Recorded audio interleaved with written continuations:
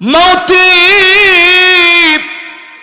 আমার নবী বিশ্ব নবী দুনিয়া থেকে চলে গেলেন, প্রস্তুতি নেন, যে কোনো সময় বড় বড় আযাব আর গজব যিনি দিবেন, পরীক্ষা নিবেন, তিনি কে? আসতেছে আরো একটা বড় মহামারী পৃথিবীর জন্য। এবার দ্বিতীয় কখন প্রস্তুতি নিবেন শোনেন। ফাতহু বাইতুল মুকাদ্দাস, বাইতুল মুকাদ্দাস বিজয় হবে। সালাউদ্দিন আইয়ুবী বাইতুল মুকাদ্দাস বিজয় করেছিলেন ক্রুসেডারদের হাত থেকে। এই বাইতুল মুকাদ্দাসে হাজার হাজার আলেমকে হত্যা করা হয়েছে। সালাউদ্দিন আইয়ুবী ক্রুসেডারদের হাত থেকে রক্ষা করেছিলেন, বিজয় অর্জন করেছিলেন, বলে গিয়েছিলেন ততদিন পর্যন্ত বাইতুল মুকাদ্দাস আমাদের হাতে থাকবে। চরিত্র যতদিন ভালো থাকবে, 2 নম্বরে মুসলমান যতদিন মাদকাসক্ত হবে না, 3 নম্বরে মুসলমান যতদিন ক্ষমতার লোভী হবে না, বাইতুল মুকাদ্দাস মুসলমানের হাতে থাকবে। আজকে সেই বাইতুল মুকাদ্দাস হাজার হাজার নবীর স্মৃতিতে ধন্য, বারাকনা হাওলাহু, যার চারপাশে আল্লাহ বরকত ঢেলে দিয়েছে, সেই বাইতুল মুকাদ্দাসের নিজ দিয়ে ইহুদিরা খনন কাজ চালাচ্ছে। ইহুদিরা খনন করতেছে বাইতুল মুকাদ্দাস। মুসলমানদেরকে ঢুকতে দেওয়া হয় না, প্রায় সময় গুলি চালানো হয়। বাইতুল মুকাদ্দাসকে দখলের পূর্ণ পায়তারা করছে, বাইতুল মুকাদ্দাসকে ভেঙে ফেলার ষড়যন্ত্র করছে। থার্ড টেম্পল তৈরি করে ফেলেছে ইহুদিরা। ও মুসলমান, ঘুমা থাকার সময় নাই, আল্লাহর দিকে আসেন। আবার বাইতুল মুকাদ্দাস বিজয় হবে, বিজয়ের জন্য জেগে উঠতে হবে মুসলমান, ঠিক কিনা বলে? তৃতীয় নাম্বার, 6টা আলামতের পরে প্রস্তুতি নেওয়া লাগবে। এবার ক নাম্বার? তৃতীয় নাম্বারে আমার ভাইরা, রাসূল বলেছেন সুম্মা মাউতানুন কাউকাসিল গনাম, ছাগলের মধ্যে ঠান্ডা লেগে ছাগল যেভাবে পালকে পাল ছাগল মহামারী হয়ে মারা যায়, আমার উম্মতের ভিতরে ঠান্ডা জনিত মহামারী আসবে। একটা মহামারী এখনো পৃথিবীতে চলছে ঠান্ডা জনিত, নাম কি? 2-3 জনে কইতে পারছে কি নাম? সবাই বলেন কি নাম? 1450 বছর আগে রাসূল ভবিষ্যৎবাণী করে গেছেন ঠান্ডা জনিত মহামারী আসবে। সুম্মা মাউতানুন, নবী বলেছেন এটাকে মাউতানুন, এটা মৃত্যুপুরী হয়ে যাবে, সারা দুনিয়াতে মরবে, ঠিক কি না? কি আমেরিকা, কি লন্ডন, কি ইউরোপ, সব জায়গায় ধরে ফেলেছে। আল্লাহর ঘরটায় পর্যন্ত 2 বছর আল্লাহর গোলামরা যেতে পারে না। হজের সময় অল্প কিছু লোক দিয়ে হজের কার্যক্রম সম্পন্ন করা হয়েছে, এমন আলামত পৃথিবীর মানুষেরা দেখেছে। তারপরেও বহু লোক নামাজি হয়েছিল, আবার করোনা চলে গেছে, নামাজও বিদায় নিয়েছে, আছে না? না বলেন 1 নম্বরটা কি? আমার রাসূলের দুনিয়া থেকে বিদায় নেওয়া। এই বিদায় নেওয়ার পরই প্রস্তুত থাকতে বলছেন আল্লাহ রাসূল। 1450 বছর হয়ে গেছে মুসলমান, আর কত বাঁচার আকাঙ্ক্ষা করেন? পৃথিবীকে আর কত সাজাবে? পৃথিবী সাজবে, আপনি চলে যাবেন। সেদিনই একজনের ভিডিও দেখলাম ফেসবুকে ভাইরাল, লোকটা হসপিটালের বেডে শুয়ে আছে, কোটি কোটি টাকার মালিক, হাজার হাজার কোটি টাকার মালিক, গ্রুপ অফ কোম্পানির মালিক, একটা সাইড পোকা হয়ে অবশ হয়ে গেছে। তো তাকে যখন ক্যামেরা ধরছে যে আপনি এত কষ্টে আছেন, এ হাজার হাজার কোটি টাকা কই, লোকটা শুধু কান্না ছাড়া কোনো কথা বলতে পারে না। গেছে তার স্ত্রীকে খুঁজে সাংবাদিকরা, যে কেউ আপনার স্বামী তো পড়ে আছে, তারে দেখতে যান না। স্ত্রী বলতেছে, অনেক আগেই এই স্বামীকে আমি ডিভোর্স দিয়ে দিস। এই তো জীবন। গেছে সন্তান আদির কাছে, যে তোমার বাপ এত অবদান রাখে সন্তানের প্রতি, সেই বাপকে কেমনে ভুলে গেলা? তোমার আব্বা তো হসপিটালে। সন্তান বলতেছে, ওনাকে আর আমরা পরিচয় দিতে চাই না। আমাদের গ্লোরিয়াস ফিউচার, জীবনের বিরাট সম্পদ, এই বিরাট সম্পদটা নষ্ট হবে। উনি আমাদের বাপ, এটা জানলে আমাদের ক্ষতি হবে। একটু হিসাব মিলান। কার জন্য অবৈধ পথে টাকা কামান? কার জন্য রাত দিন অবৈধ পথে টাকা কামান? কার জন্য গুম হারাম করেন? কোরআনুল কারীমে আল্লাহ বলেন, ইয়াউমা লা ইয়ানফাউ মালু ওয়ালা বানুন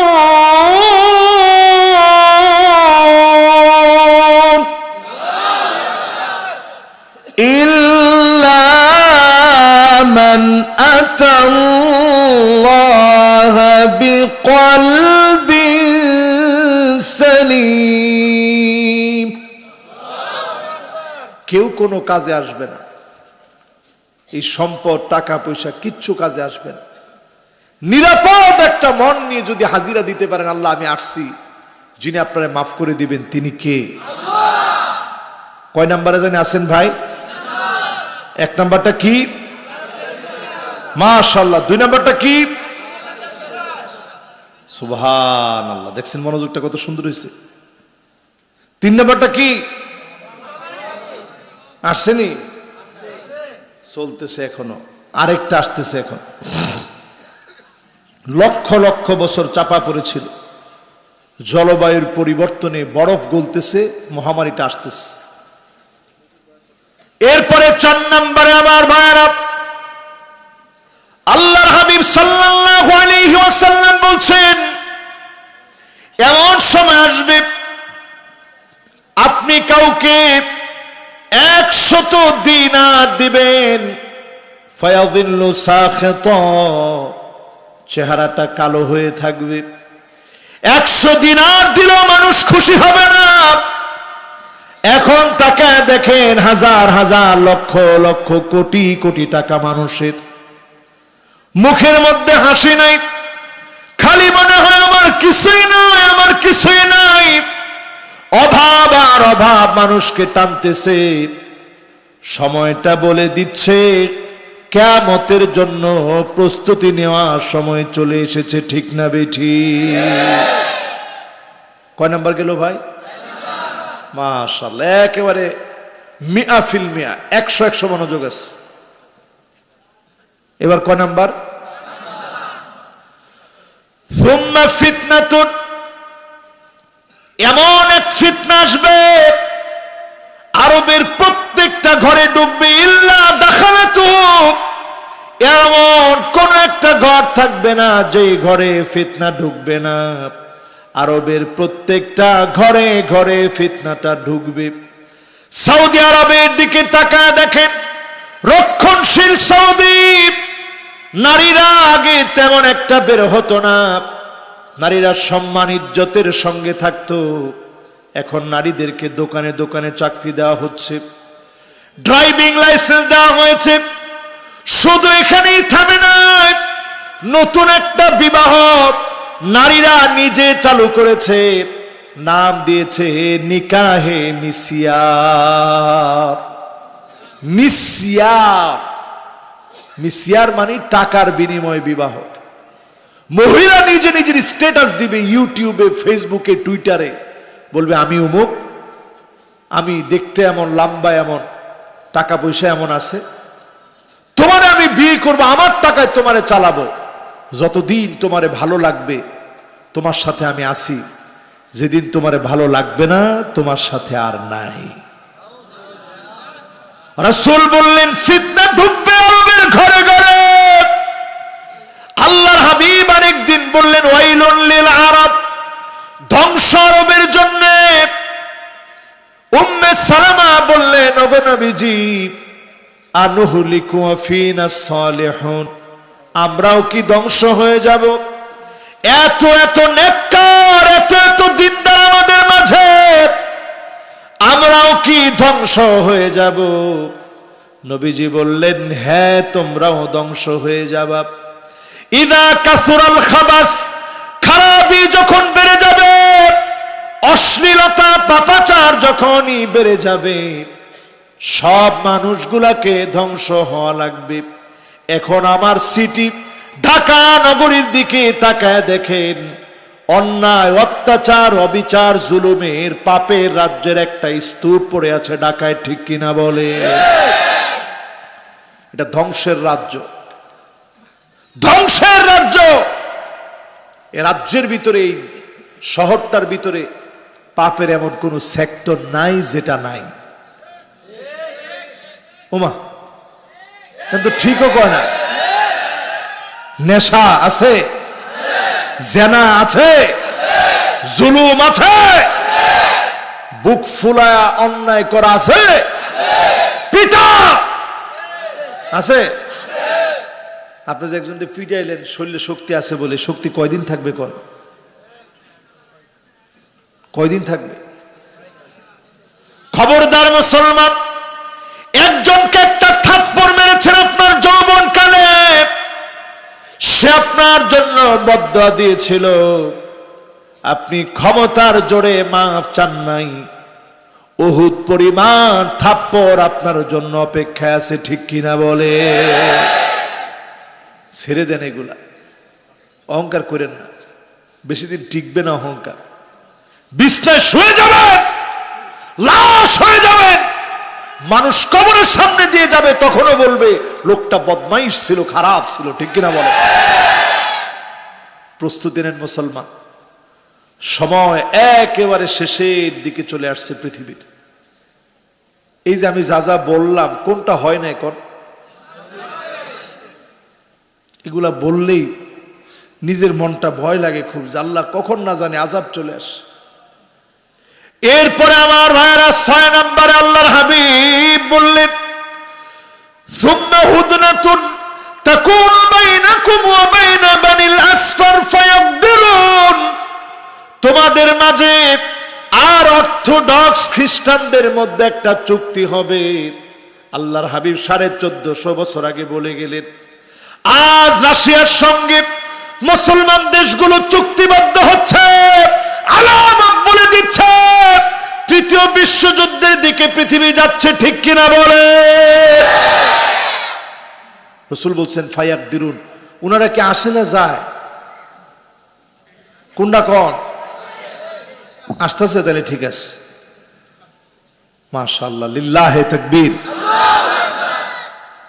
আমি তো মনে করছি জাউনের পাল্লা ভারী হয়ে গেছে, বাড়ি হয়ে গেছে, বাড়ি হয়ে গেছে, কাজী ওয়াজ আর বেশিক্ষণ চালানোর সুযোগ নেই। ওয়াজ করলাম না এতক্ষণ, আর কত? 6টা বিষয় হয়ে গেছে, আরো লাগবে? শুনবেন আরো?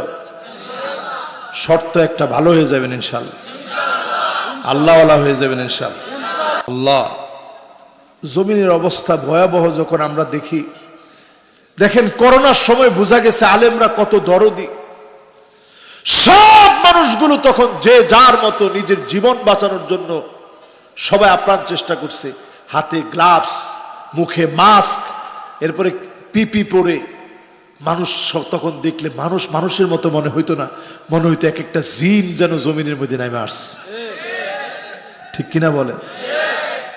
অথচ সেই সময়ও এদেশের আলেম ওলামারা নিজের মৃত্যুকে পরোয়া করে নাই, মানুষের লাশ কাঁধে করে করে নিয়ে গোসল থেকে শুরু করে, জানাজা থেকে শুরু করে, দাফন থেকে শেষ করে দোয়া পর্যন্ত করে গেছে, ঠিক কিনা বলে?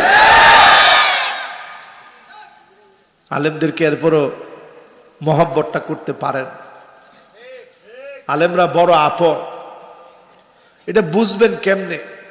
আব্দুল্লাহ বিন মুবারক বলেন, ইন্না আবাকুম ইয়াহফাযুনাকুম মিন নারিদ দুনিয়া, ও দুনিয়ার মুসলমানরা এইভাবে বুঝো, দুনিয়ার মধ্যে যদি আগুন লেগে যায়, মা বাপ আগে নিজে বাঁচতে চায় না, সন্তানটাকে বাঁচানোর জন্য চেষ্টা করে।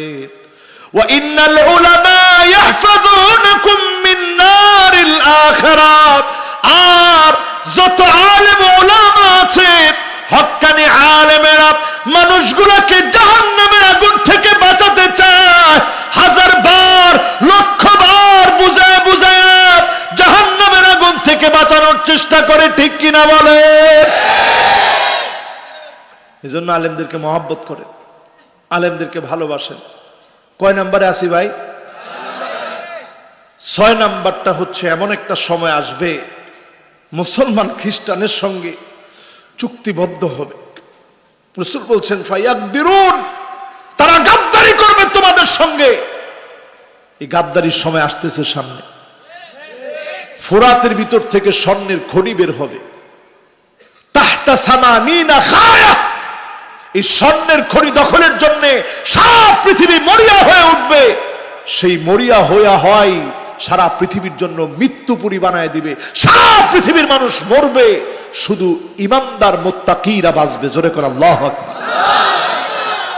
100 জনের ভিতরে 99 জন মরবে, বাঁচবে কয়জন? আপনি আপনার নিজের একজন বানান, আপনি আপনার একজন বানান যে আমি সবার চাইতে ব্যতিক্রম। ব্রাজিল গোল দিলে আমার কি যাস, গোল বলে আমি চিৎকার করবো, এরকম পাগল আমি না। আর্জেন্টিনা এরা খুব চরিত্রবান, নেককার, দিনদার, পরহেজগার, অধিকাংশ এরা সমকামী। তাও তো ঠিক কয় না? আপন আপন প্লেয়ারের বিরুদ্ধে যাচ্ছে, কি কম? বিয়া কইরা পাক্কা 2টা হারামজাদা পয়দা করার পরে এরপরে একদিন বিয়ে শাদী লাগে নাই, পাক্কা হারামজাদা 2টা পয়দা হয়েছে, এরপরে বিয়ে করছে। আপনাদের প্রিয় খেলোয়াড় কি নাম? কথা কয় না, কি নাম? আমি কই নাই, কিন্তু আপনারা কইছেন কি নাম? হেরা আপনারা ভালোবাসেন। সে একটা গোল দিলে আপনারা কোন দে দে গোল, দে গোল, দে গোল। এই যে চিৎকারটা দিলেন, লাভ হয়েছে? আল্লাহর কত কষ্ট লাগে যে হারে আমারও গোলাম, আমার খায়া, আমার পয়রা, আমার জমিনে থাইকা কতটুকু অবুঝ হলে তার গোলে সে গোল বলে।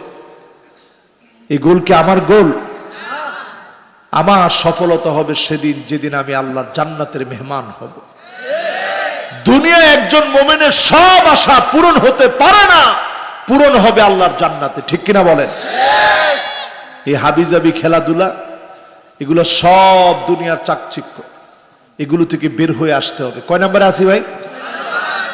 6 নম্বরে রাসূল বলছে চুক্তি হবে, চুক্তিটা ভঙ্গ হবে, 80টা বড় বড় দল হবে। আমার নিজের চোখে, আমি তখন উজবেকিস্তানে ছিলাম, নতুন একটা সিমিট হয়েছে পৃথিবীতে। রাশিয়া, তুরস্ক, চীন, India, Pakistan, Turkmenistan, Kyrgyzstan, Uzbekistan, সব দেশ সহ একটা বলয় তৈরি হচ্ছে, রাশিয়ার বলয় আর আমেরিকার বলয়। এই বলয় থেকেই 3য় বিশ্বযুদ্ধের দাবামা বেজে উঠবে। ফোরাতের ভিতর থেকে স্বর্ণের খনি বের হবে। এই সময়গুলা খুব কাছাকাছি। এই জন্য মুসলমান এই সময়টাতে অন্তত বসে থাকার সময় নেই। এরপরে সময় আসতেছে এমন, পৃথিবী 40 দিনের জন্য অন্ধকার হয়ে যাবে। 3য় বিশ্বযুদ্ধে এমন প্রেক্ষাপট তৈরি হবে, 40 দিনের জন্য পৃথিবী অন্ধকার হয়ে যাবে। মানুষ চিৎকার করে বলবে, রব্বানা কশিফ আন্নাল আযাব।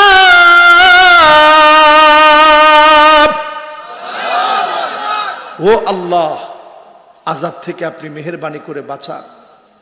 আল্লাহ আযাব থেকে বাঁচান। একটাবার চিন্তা করেন, একদিন কারেন্ট না থাকলে কি অবস্থা হয়? 40 দিন অন্ধকার হয়ে যাবে। এরপরে অবস্থা কি হবে? রমজান মাসে বিকট একটা আওয়াজ হবে, 70,000 মানুষের কানের পর্দা থাকবে না, ফেটে যাবে। 70,000 মানুষ অন্ধ হয়ে যাবে, 70,000 মানুষ বোবা হয়ে যাবে। একমাত্র তারা বাঁচবে যারা সিজদায় পড়ে পড়ে আল্লাহকে ডাকবে। ডাকবেন?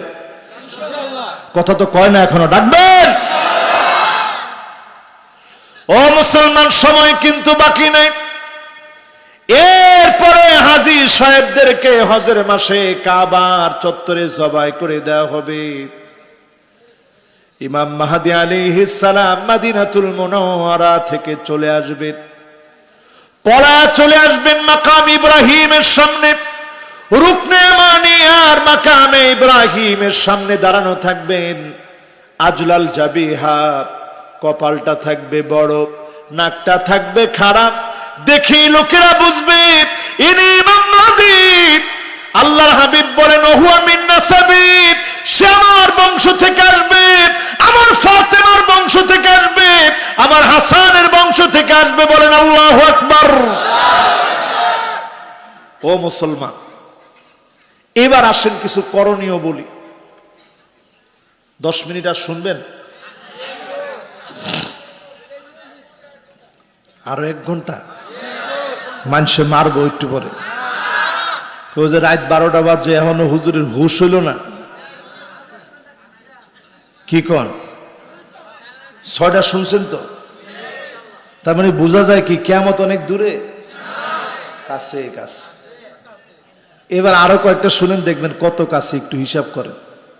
যারা দাঁড়ায় আছেন এর কাছে মনে হয় অনেক দূরে। কি কর না, ওনারাও চিন্তা করতেছে না আজকে আর দাঁড়ায় থাকুন, কোন সময় আযাব আসে। আল্লাহ, হুজুরে যেমনি কইতেছে মনে আই পড়ছে আযাব। আসলে কি আযাব দূরে না কাছে? করোনা আসার আগদিন যদি আমি আমনে করে চিল্লায় কইতাম, বিশ্বাস করতেন? আমি বাংলাদেশের কোন এক ব্যক্তিকে, আমি অনেক মাহফিলে আপনারা শুনবেন, আমার 5 বছর আগের একটা ওয়াজ শুনবেন। ওই ওয়াজের ভিতরে আমি মহামারী নিয়ে কথা বলছি। 40 মিনিট মহামারী নিয়ে কথা বলছি। এই আলোচনা শোনার পরে কোন একটা জায়গায় আমাকে ডাকায় নেওয়া হয়েছে। হুজুর এগুলো কি কন? আমি কে হজ, এটা কই? এটা তো হাদিসের কথা, আমার কথা না। এমন আযাব আসবে, আজকে তো আপনি আমরা ডাকতে পারছেন, ডাকার সুযোগ নাই, কেউ কাউকে জিজ্ঞাসা করার সুযোগ পাবেন না। ঠিক কিনা বলেন? আমার দিকে হতবাক হয়ে তাকায় রয়েছে। কি কোন হুজুর? আসলে সত্য। কয়দিন পরে আসলো করোনা, তো পাগলায় আবার ফোন দিছে যে হুজুর আসলে তো হুজুর করোনা এসে গেছে। হুজুর কি কইছেন? আসলে কিরম আযাব গুলো আসতেছে? আমি কি এখন আপনার আসলে নকলে প্রশ্ন হয়? এগুলো সব আল্লাহর হাবিবের কথা। এক তিল পরিমাণ একটা কথা বৃথা যেতে পারে না। ঠিক কিনা বলেন? তাহলে আমরা সুযোগ পাই কেন? আল্লাহ রসুল দোয়া করে গেছেন, আল্লাহ আমার উম্মত গুলারে শেষ করে দিয়েন না। এই দোয়ার বদলতে এখনো আমরা সুযোগ পাচ্ছি। ঠিক কিনা বলেন? সুযোগগুলা হাতছাড়া করেন না। নামাজ পড়বেন তো ইনশাআল্লাহ? এবার আরেকটু মিলা দেখেন কতটা কাছাকাছি। লা তাকুমুস সাআতু, ততক্ষণ পর্যন্ত কিয়ামত হবে না। হাত্তা তুত্তাখাযাল মাসাজিদু তুরুকা, এই যে মসজিদ, এমন মসজিদের সামনে দিয়া মুসলমানের ছেলেরা হেঁটে হেঁটে যাবে, মাগার নামাজের সময় নামাজ পড়ার জন্য ঢুকবে না। কয় পার্সেন্ট? 100% তো কিয়ামত আইসা যেত। কত? না এত কইেন না আবার। কত? জোয়ানরা তোমরা কত? কত? 80%। এরকম হইতে পারে। ইমাম সাহেব কি কন? তার মানে বোঝা যায় কিয়ামত ঘরের দুয়ারে চলে আসছে। ঠিক কিনা? এরপরে মিনাল্লাহ তাকুমুস সাআতু, ততক্ষণ কিয়ামত হবে না। হাত্তা ইয়াবুদাল্লাতু ওয়াল উজ্জা, মুসলমানের সন্তানেরা মূর্তি পূজা করবে। আজও তাকায় দেখেন নির্বোধ বোকা মুসলমান মূর্তির সামনে গিয়ে পূজা করে। ঠিক না বেঠিক? আসেনি? এরপরে দেখবেন মুসলমান, লা তাকুমুস সাআতু, ততক্ষণ কিয়ামত হবে না। হাত্তা ইয়াতাবাহান নাসু বিল মাসাজিদ, মসজিদে মসজিদে সভাপতি, সেক্রেটারি, পদ পদবি নিয়ে মারামারি, কাটাকাটি, হানাহানি করবে। কি ঠিক? শুরু হয়েছে? কয় পার্সেন্ট? হ্যাঁ 50%, 50% হইলে তো বাঁচছেন আলহামদুলিল্লাহ। একটু চিন্তা করেন, এই যে হাদিসগুলো রাসূল 1450 বছর আগে বলে গেছে, 50 বছর আগে যদি কেউ কেউ মসজিদে দায়িত্ব দিত, মারামারি ছিল? এখন আছে? মসজিদের ভিতরে গালিগালাজ হয়েছে, এরকম ভিডিও দেখছেন আপনারা? ইমাম সাহেব, ইমাম সাহেব থামান। তার মানে আপনি কি বুঝলেন? কিয়ামতটা আপনি টাইনে আনছেন, ঠিক কিনা বলেন? এত বড় সাহস তোমাকে কে দিল? তুমি ইমাম রেজে বলছো ইমাম থামেন। যে কথাটা কইছে সে তো বুঝে না। রাসূল বলছে আমায়াকশাল্লাযী আইয়ারফা রাসাহু ক্বাবলাল ইমাম আইয়ুহাউল আল্লাহু রাসাহু রাসাল হিমার। তোর চেহারা গাধার মতো হয়ে যেতে পারতো, শুধু আল্লাহর নবীর দোয়ার কারণে হয় না, ঠিক কিনা বলেন? নবীজি বলতেছে। তো ইমাম সাহেবের সাথে এরকম ধমক দিয়ে কথা বলা যাবে? আলামতটা কিসের? মুয়াজ্জিন সাহেব ফ্যানটা বন্ধ করেন। মুয়াজ্জিন সাহেব ফ্যান ঘুরে কি লিগা বন্ধ করেন? আপনি নিজে গিয়া তাড়াতাড়ি সুন্দর করে বন্ধ করবেন। মুয়াজ্জিন সাহেব দেখে চিন্তা করবো যে দেখছস কত বিনয়ী মানুষ উনি। আমি আমার মসজিদে, এই কমিটিরও আপনারা জিজ্ঞাসা করে দেখেন, আমি আমার মসজিদে একেবারে সব বয়ানে এই বিষয়গুলো টাচ দিতে দিতে এমন হয়েছে, আমাদের মসজিদের আলহামদুলিল্লাহ যারা দায়িত্বশীল আছে, খাদেমরে পর্যন্ত তারা খেদমত করতে পারলে খুশি হয়। কারণ সে খাদেম আপনার না, খাদেম আল্লাহর ঘর মসজিদের, ঠিক কিনা বলেন? সে আপনার খাদেম না, সে আল্লাহর ঘর মসজিদের খাদেম। তার দাম আমি বক্তার চাইতে 1000 লক্ষ গুণ আল্লাহর কাছে বেশি হইতে পারে, ঠিক কিনা বলেন? তাহলে এটাও এখন হয়ে গেছে। কি কর, একটু সামনের দিকে যাবো একটু যাইতেন। এরপরে দেখবেন না তাকুমুস সাআহ হাত্তা ইয়াকতাতিলা ফিয়াতান দাওয়াহুমা ওয়াহিদা। একই দলের নেতা কর্মী মারামারি কাটাকাটি করবে, শুধুমাত্র পদ না পাইলে নেতার বিরুদ্ধে দাঁড়াতেও সময় লাগবে না, ঠিক কিনা বলে? নবীজির হাদিস মিলছে? বাস, আর বেশি যাওয়ার দরকার নেই। এরপরে টাতলাম। এরপরে আল্লাহর হাবিব বলছেন না তাকুমুস সাআহ। যুবকরা তোমরা যদি না বাও তাহলে ওয়াজ শেষ বাবা। মাশাআল্লাহ, দুইজন যুবক জাওয়াজে লইছে, চিন্তা করছে ধরে নিয়ে আবার টান দিয়ে না বয়া ফেলা, এই জন্য দ্রুত চলে গেছে। আর দ্রুত আল্লাহ আবার দুইজনকে পাঠাই দিছে। লিল্লাহি তাকবীর। আসুন তো আপনারা ইনশাআল্লাহ।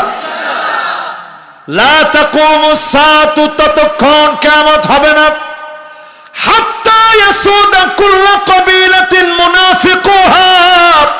এলাকা এলাকায় মুনাফিকরা নেতা হয়ে যাবে, তারপরে কিয়ামত হবে, ঠিক কিনা বলে?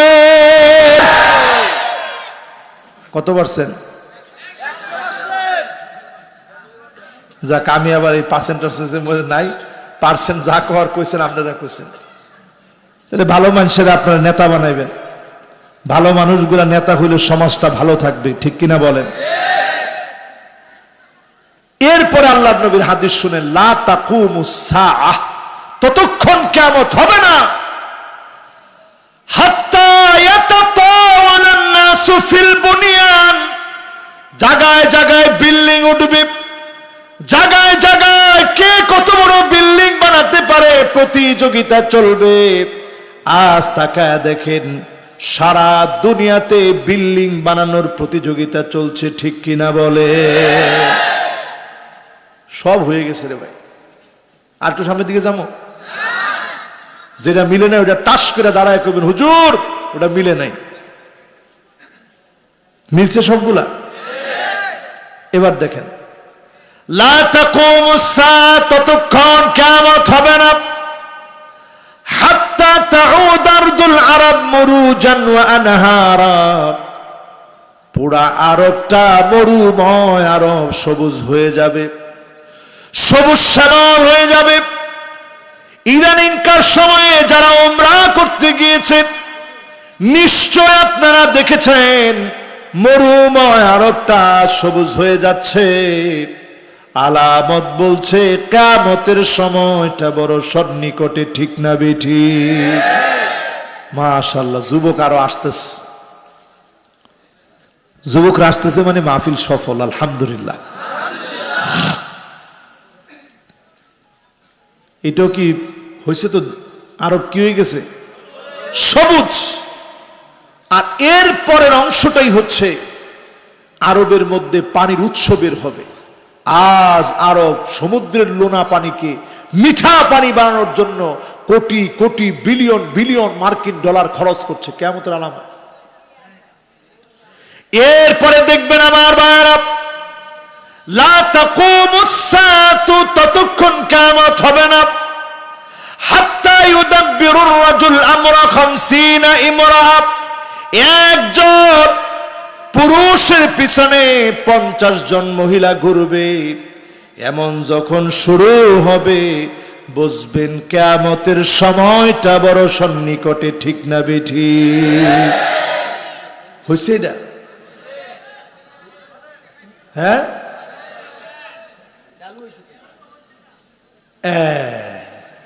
একজনে কইছে হুজুর আমরা এত খারাপ হইনি, 50 জন একজনকে হত্যা করেন, আল্লাহর আদালতে আপনি কেমনে দাঁড়াইবেন? কি নিয়ে দাঁড়াবেন আল্লাহর আদালতে? কিয়ামতের আলামত। আখাহু, ভাই ভাইকে শহীদ করে দিবে, হত্যা করবে, ঠিক কিনা বলেন? আজ একটু হিসাব মিলায় দেখেন, হাজার হাজার কোটি টাকার মালিক ছিলেন যমুনা গ্রুপের বাবুল সাহেব, আজ অন্ধকার কবরে ঘুমায় আছে, ছোট্ট কবরে। 3.5 হাতের বেশি উনি নিতে পারে নাই, প্রপার্টি সব রয়ে গেছে, গ্রুপ অফ কোম্পানি সব পড়ে আছে। অন্ধকার কবরে তিনি একাই চলে গেলেন। একটা বার হিসাব করেন, আমি আপনি একাই চলে যেতে হবে, শুধুমাত্র সম্পদের লোভে আপন ভাই ভাইকে মেরে ফেলে। আপনি তো অনেক সম্পদ নিয়ে কবরে ঘুমাতে পারবেন না। আখিরাতের জীবনটাকে গোছান, দুনিয়ার জীবনটাকে যিনি গুছায় দিবেন তিনি কে? বাপকে মেরে ফেলবে সন্তান। আজ প্রায় প্রায় যখন আমরা দেখি, সেদিন একজন মহিলা চিৎকার করে কাঁদতেছে রাস্তার মাঝখানে, চিৎকার করে কাঁদতেছে সাংবাদিকদের সামনে। আমার 7 তলা বাড়ি ছিল, সন্তানের নামে দিয়ে দিয়েছি। আর সন্তান একবারের জন্য খবর নেয় না।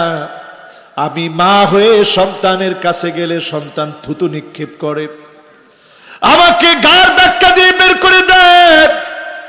রাস্তায় রাস্তায় মানুষের কাছে কাছে দুয়ারে দুয়ারে হাত পেতে আমি খাই। 7 তলা বাড়ি ছিল, বিশ্বাস করে সন্তানকে দিয়ে দিয়েছি। সন্তানের 25 বছর ধরে সন্তান আদি হয় না, ছেলে মেয়ে হয় নাই। তারপরেও এত লোভ পেয়েছে, সব টাকা আত্মসাৎ করে ফেলেছে। আজ যারা আমার সামনে বসে আছেন, মা বাপকে ধমক দিয়ে কথা বলে ফেলেছে, দুঃখ দিয়ে কথা বলে ফেলেছে, পা চেপে ধরে মাফ চান। মা বাপ যদি মাফ না করে, যিনি মাফ করবে না তিনি কে? আজকেও যখন আমি বাসা থেকে আসি, আমি দেখতেছি আমার মা দরজা পর্যন্ত আসছে বিদায় দেওয়ার জন্য। আর আমার ছোট্ট 2টা সন্তান, তারাও বিদায় দেওয়ার জন্য আসছে, বাবা ওয়াজে যাবে। আমার বারবার মায়ের কথা মনে পড়ে। মা সে তার ছেলের বিদায় দিবে, সন্তানরা আসছে তার বাপকে বিদায় দিবে। মা সব সময় তাকায় থাকে সন্তানটা আবার সুস্থভাবে যেন ফিরে আসে। ছোট বাচ্চারা তাকায় থাকে আব্বা যেন কিছু নিয়ে ফিরে আসে, আবার যেন বাপটাকে কাছে পায়। যেই মা যেই বাপ সন্তানকে এত এত ভালোবাসা দেয়। প্রায় রাতে আমি গিয়ে যখন গাড়ির হর্নটা বাজাই, 5 তলায় আমার আব্বা দরজাটা খুলে দাঁড়ায় থাকে। আমার সন্তান মনে হয়ে আসছে। যেই মা বাপ এত আদর করে সন্তানকে বড় করে, কিয়ামতের আগে এই মা বাপকে প্রতিনিয়ত কষ্ট দেওয়া হবে। আজ তাকায় দেখেন যুবক, অনেক যুবক মা বাপকে বলে তুমি আমার জন্য কি করেছো? আব্বা আপনি কিচ্ছু দিতে পারেন নাই, অমুকের বাপ এত বড় বাড়ি করে দিয়ে গেছে। বাপ তখন মায়ের কাছে হাত ধরে কেঁদে কেঁদে বলে, আহা তুমি তো দেখছো কতদিন পিঠটা ঘেমেছিল, রিকশায় উঠি নাই, হেঁটে হেঁটে আসছি সন্তানের জন্য, ঈদের সময় জামাটা কিনি নাই, তোমাকে নতুন জামা দেই নাই। সন্তানের দিকে তাকায়া আজকে সন্তান বলে তার জন্য কি করে দিয়ে গিয়েছি। যখনই এরকম কথাগুলো বলেন, মা বাপ কষ্ট পাওয়ার আগে যিনি কষ্ট পান তিনি কে? আর বলবেন? বলবেন আর? বলেন বলবেন আর? মা বাপের পা চেপে ধরে বলবেন, মা মাফ করে দিন, মা মাফ করে দিন।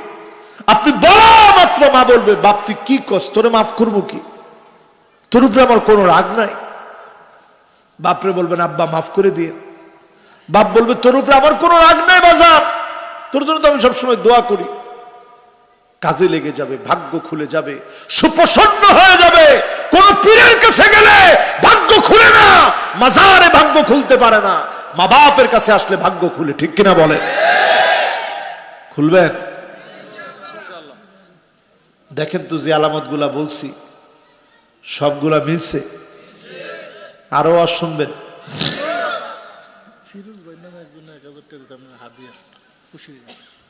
আরে ফিরোজ ভাই নামে একজন 1000 টাকা এই মুহূর্তে হাত দিয়ে দিচ্ছে।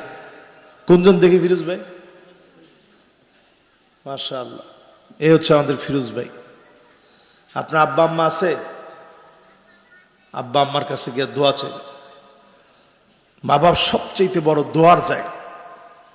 আমি প্রতিদিন ঘর থেকে বের হওয়ার সময় 2 থেকে 3 বার আমি ঘুরে ঘুরে যাই আর বলি, আম্মা আমার জন্য দোয়া করেন, আল্লাহ আমার জন্য দোয়া করেন, আম্মা আমার জন্য দোয়া করেন, আল্লাহর কাছে ফরিয়াদ করেন, বেশি বেশি আমার জন্য দোয়া করেন। সব সময় আমি কয়েকবার করে বলে বলে এরপরে বের হই। এটা এই জন্য বলি, কারণ মা বাপ যখন দোয়া করে, যিনি দোয়াটা বিফলে দেন না তিনি কে? দোয়া 3 ভাবে কবুল হয়। কয় ভাবে? একটা হচ্ছে তৎক্ষণাৎ কবুল হয়ে যায়। মা বাপরে কষ্ট দিয়েন না, তৎক্ষণাৎ বদদোয়া। মা বাপ বদদোয়া দেন না, বলেন আল্লাহ আমার ছেলেটা বুঝে নাই, এদূর বলতে দেরি হবে, আপনি অনেক বড় ডিগ্রি নেবেন, চাকরি হবে না, দৌড়ে দৌড়ে ঘুরবেন, সুখ আসবে না। আপনার চাকরি হবে কিন্তু সংসারে সুখ পাবেন না। ভালো জায়গায় বিবাহ করবেন, সন্তানাদি হবে না।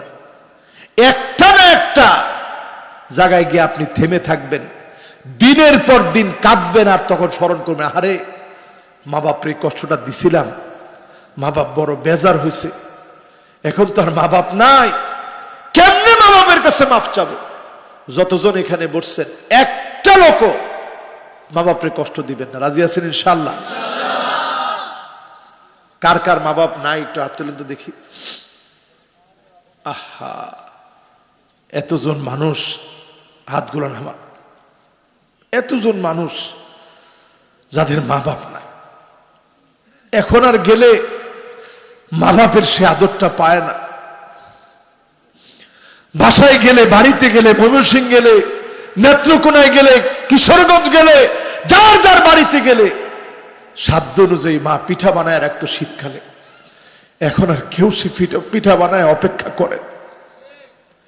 এই তো জীবনের বাস্তবতা। মা বাপ যাদের আছে দোয়া নেবেন বেশি বেশি। 5টা কারণে মানুষের ভাগ্য পরিবর্তন হয়। কয়টা?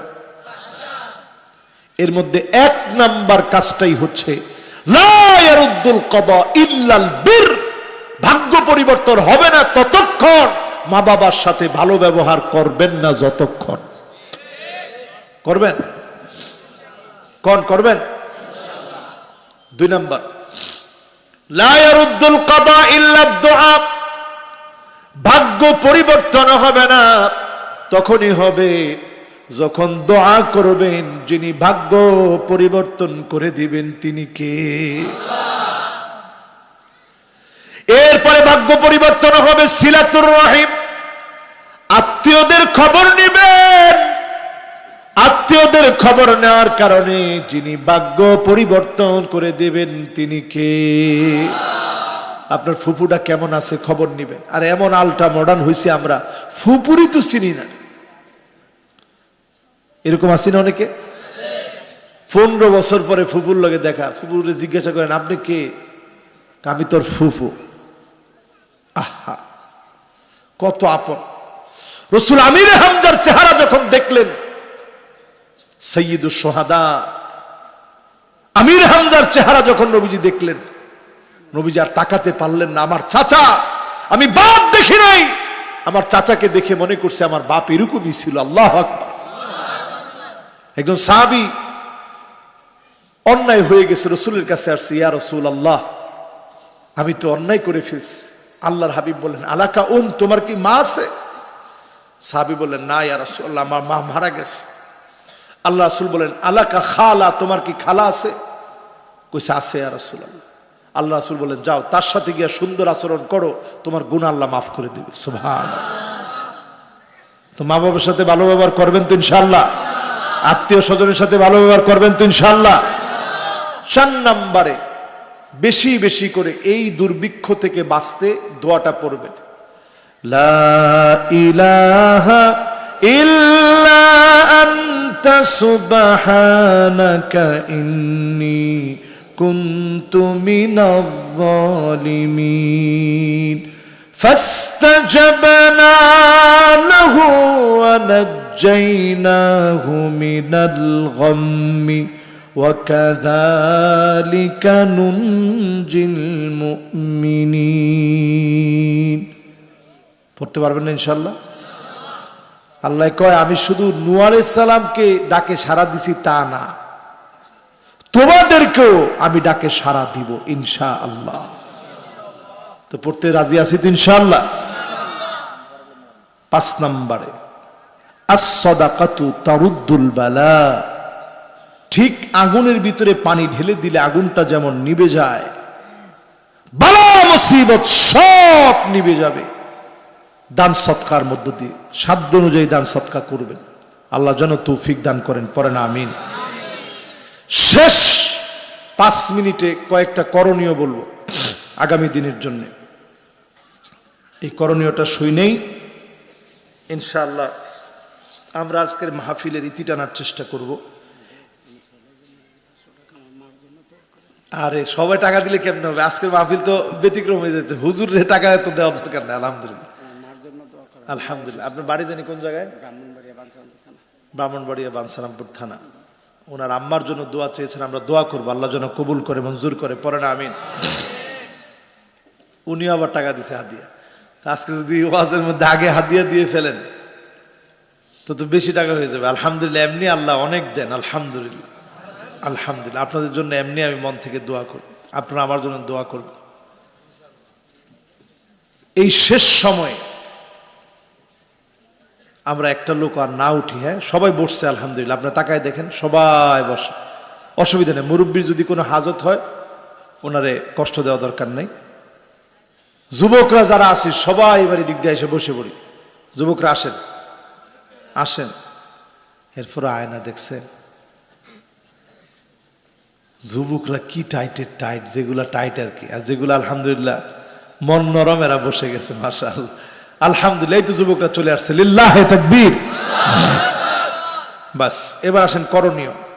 1 নম্বরে এখন সময়টা চলতেছে, এই সময়টা কি গরম না শীত? মাশাআল্লাহ, ভালো করে কোন, গরম না শীত? এই শীতের সময় একটা আমল যেটা আমরা অনেকেই জানি না, আজকে এটাই মাহফিল থেকে শুনবেন, শুনে আমল করবেন। আব্দুল্লাহ ইবনে মাসউদ রাদিয়াল্লাহু তাআলা আনহু থেকে বর্ণিত, তিনি বলেন, আস-সাওমু ফিশ-শিতা আল-গানিমাতুল বারিদা, শীতকালীন সময়টা ইবাদতের এক অনন্য সময়। এই সময়ের সবচেয়ে সেরা ইবাদত হচ্ছে রোজা রাখা। কি রাখা? আবার একটু বলেন তো, কি রাখা? তাহলে রোজা রাখা কি সহজ না কঠিন? আল্লাহর রাসূল এখানে অন্য ইবাদতের কথা বলেন নাই, রোজার কথা বলছেন। শীতকালে রোজা রাখুন, এটা আপনাকে ইসলামের গনিমত দান করবেন, আল্লাহর বরকত, আল্লাহর রহমত নাজিল হবে। রাসূল বলেছেন, আল গানিমা আল বারিদা, শীতকালের গনিমতই হচ্ছে রোজা রাখা। নামাজ পড়লে সওয়াব কেমন হয়? সওয়াবের কথা কোরআনের মধ্যে আছে, হাদিসের মধ্যে আছে। রোজা রাখলে সওয়াব কেমন? আল্লাহ রাসূল বলছেন, আস-সাওমু লি ওয়া আনা আজজিউ বিহি ওয়া ফি রিওয়ায়াতিন উখরা উজজা বিহি, রোজা একমাত্র আমার জন্য, রোজার প্রতিদান আল্লাহ নিজেই সেদিন দিবে। জোরে কোন আল্লাহু আকবার। এই জন্য এই সময়টার গনিমত হচ্ছে রোজা রাখা। আপনি যদি লুফে নিতে পারেন, অনেক বড় সম্পদ নিলেন, এই রোজার বরকত অনেক বেশি হবে। আজকের এই হাদিসটা যারা শুনলেন, শোনার পর থেকে আমল করবেন। সোমবারে, বৃহস্পতিবারে পারলে রোজা রাখবেন, আরবি মাসে 13, 14, 15 রোজা রাখবেন। যে কোনো সময় পারলে রোজা রাখবেন। পুরা শীতের সময়টা শুধু ঘুমায় কাটালে চলবে না। এই শীতের সময় গনিমত মনে করে, দুর্ভিক্ষ আসার আগে গনিমত মনে করে সময়টারে কাজে লাগা। গনিমত মনে করে যদি কাজে লাগান, এই শীতের সময়ের বরকত আল্লাহ নাজিল করবে।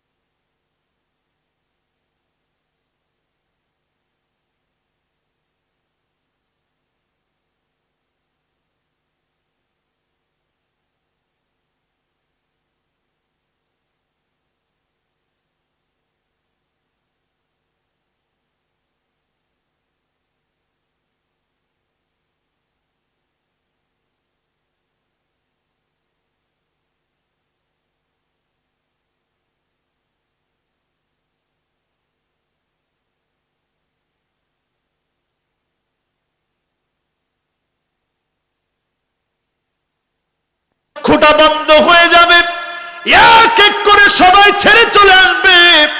হাত্তা ইয়াসমা'a সিমাআন আলাইহি, আপনি পায়ের আওয়াজগুলো শুনবেন, একজনকেও আটকায় রাখতে পারবেন না। এক এক করে সবাই আপনাকে বিদায় দিবে। সবার কাছ থেকে বিদায় নিয়ে একা কবরে ঘুমায় থাকতে হবে।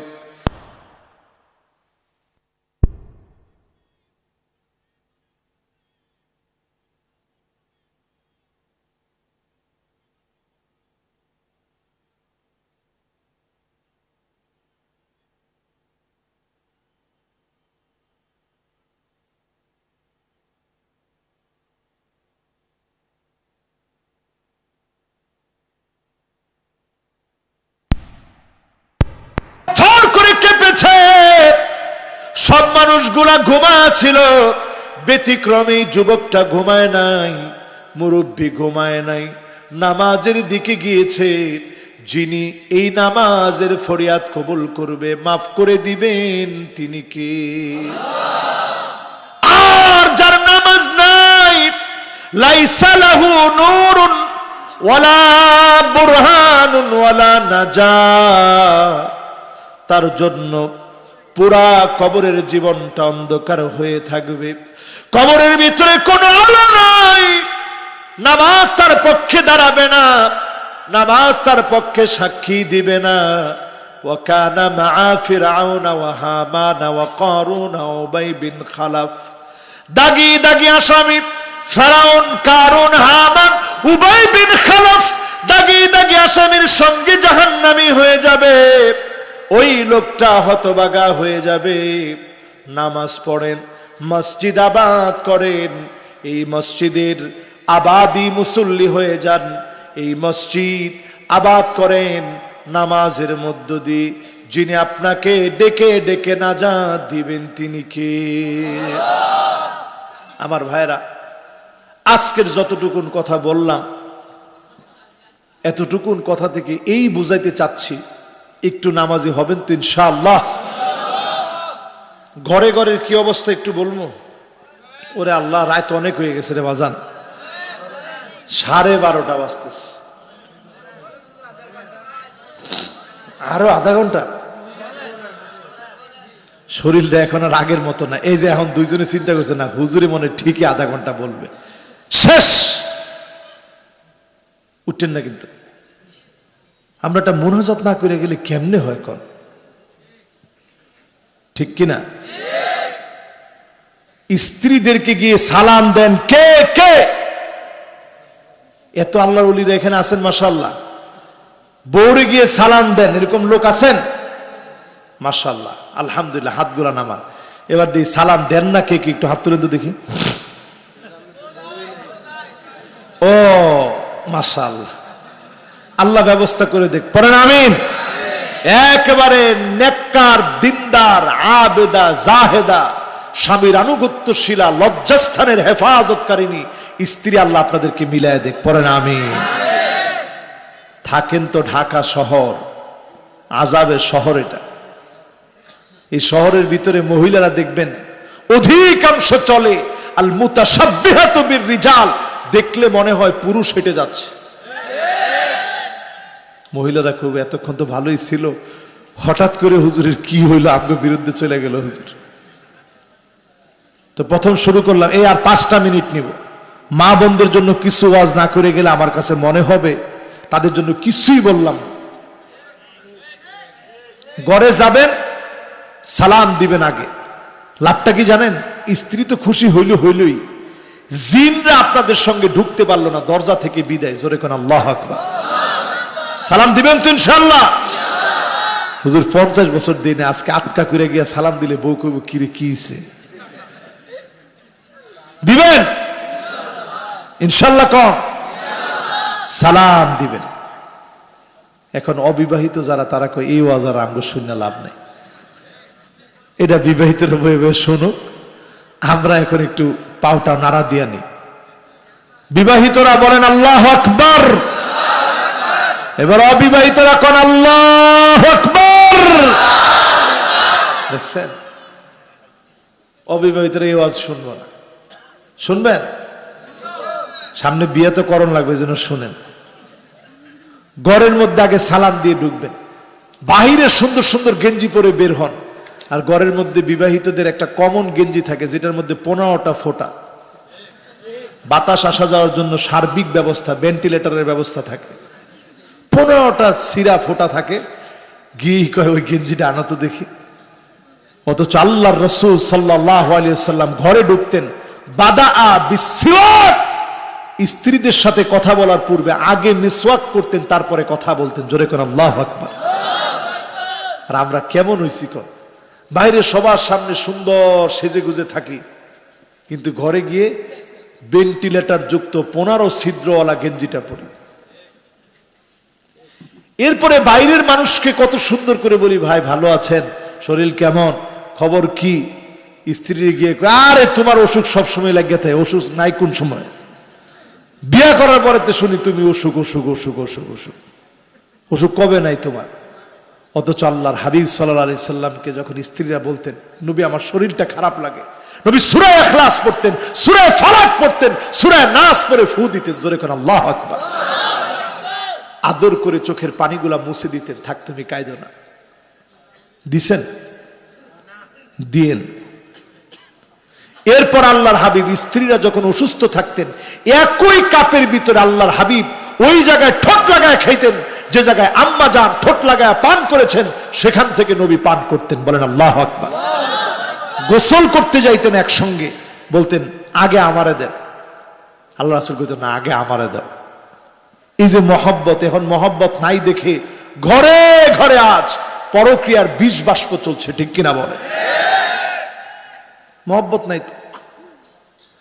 স্ত্রীর সৌন্দর্যের প্রশংসা করবেন, তুমি অনেক সুন্দর আলহামদুলিল্লাহ, সৌন্দর্যের প্রশংসা করবেন। স্ত্রীকে ভালো ভালো নামে ডাকবেন। আল্লাহ রসুল যখন আয়েশা সিদ্দিকা রাদিয়াল্লাহু তাআলা আনহা একটু রেগে যেতেন, আল্লাহর হাবিব বলতেন আনতি হুমায়রা, আয়েশা তুমি যখন রাগ করো তখন তোমার আরো সুন্দর লাগে। রাগার থাকে। আর আমরা যখন রাইগা যাই, খবরদার কানলে কিন্তু এখন আবার মারবো। মহিলা কানতেছে আর আপনি খবরদার কানলে কিন্তু আবার মারবো। তুই জানোস না যে কানলে আমার রাগ উঠে? কানলে ওনার কি উঠে? কি রাগী লোকটা উনি, কানলে ওনার রাগ উঠে, কান্দিস না, কানলে কিন্তু আবার মারবো। মহিলা করবে কি কর? খবরদার মহিলাদেরকে কখনো গায়ে হাত তুলবেন না। ইস্তাউসু বিন নিসাই খায়রা, পারলে মহিলাদের সঙ্গে পরামর্শ করে ভালো ভালো কথা শোনাবেন, ভালো ভালো কথা শুনবেন, পরামর্শ নিয়ে কাজ করবেন। একজনও কথা কয় না। হুজুর মহিলাগুলো পরামর্শ নিয়ে কাজ করলে উপায় আছে দুনিয়ার? পরামর্শ নিয়ে কাজ করবে। এরপর আল্লাহর হাবিবের সুন্নত শুনেন, ঘরে মাঝে মাঝে যাবেন, ফাকান্নাসা রাসূলুল্লাহ, ঝাড়ুটা নিয়ে ঝাড়ু দিবেন। দিবেন? ঠিক কইছে যারা বিয়ে করে নাই দুইজন। পারলে পাশে যে বসছে সে পারলে এখন গলা চিপ দিয়ে ধরতেছে, ঠিক কছে এখন এমনি ঘরে বাসি না। আর হুজুরে যেটা শুনাইছে আজকে গেলে তো ঝাড়ুটা হাতে তুলে দিব। মাঝে মাঝে ঝাড়ু দিবেন। রসুল নিজে দিয়েছেন, ফাকান্নাসা রাসূলুল্লাহ, আল্লাহর হাবিব নিজে ঝাড়ু দিয়েছেন। আমার আব্বা একজন বড় আলেমে দ্বীন, আমি প্রায় সময় দেখি আমরা ঘুমায় আসি, ঘুম থেকে উঠছি, আব্বা মাদ্রাসা থেকে আসছে, মাঝে মাঝে ঝাড়ু দিচ্ছে, আমি টেনে গিয়ে ঝাড়ুটা ধরি যে আব্বা আপনার কোন দরকারে আপনি ঝাড়ুটা দেন? আব্বা বলে আমার রসুল ঝাড়ুটা দিস। আমার আর কোনো জবাব থাকে না, আর কেমনে বুঝাম? প্রায় সময় আমার আব্বা নিজের কাপড়টা নিজে ধৌত করে। আমি বলি আব্বা আপনার বয়স হয়ে গেছে, আপনি এখন কেন কাপড় ধৌত করবেন? আব্বা বলে আমার রসুল নিজের কাপড়টা নিজে ধৌত করছে। সুবহানাল্লাহ। তো আমরা আমাদের সমাজে এই কাজগুলা করি না দেখি সংসারে কোনো মিলজিল হয় না, খালি স্ত্রীর দোষ ধরি। রসুল বলছে একটা যদি তুমি স্ত্রীর মধ্যে খারাপ দোষ দেখো, আরেকটা কল্যাণকর দিক খুঁজে বের করো। আপনি 20টা দেখলেন, তার দোষের ভিতরে 20টা দোষ আছে, 80টা তার গুণ আছে। ওই গুণগুলো নিয়ে কল্পনা করেন, সংসার সুখের হয়ে যাবে, ঠিক কিনা বলেন? এবার আসেন কিছু খারাপ বৈশিষ্ট্য বলে শেষ করে দিই। মহিলাদের মধ্যে এমন এমন মহিলা বের হবে, আর না না বলবে সব আমার নামে লিখে দাও, ব্যাংক ব্যালেন্স, জমি জামা, গাড়ি বাড়ি সব আমার নামে লিখে দাও, মা বাপকে কিচ্ছু দেওয়া দরকার নাই। আসেনি? আগে পছন্দ দেন, সেই সময় যত ভালো কথাটি কইছি তখন তো এত জোরে ঠিক কইলেন না, এখন জোরে কইতেছে। হুজুর এখন এখন বিরুদ্ধে গেছে তো এখন যেমনি চেমনি কইয়া যান ইনশাআল্লাহ। এরপরে দেখবেন মান্নানা, মান্নানা মানে কথায় কথায় বলবে আমি দেখে আপনার ঘর করে খাইলাম, অন্য ভিডিও হইলে ফুলাও খাইতো।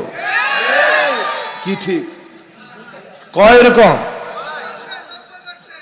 90% বলে কয়। এটা কইছে কে দেই? আজকে ঘরে গেলে কেউ যে কণ্ঠটা আমনের শুনছে।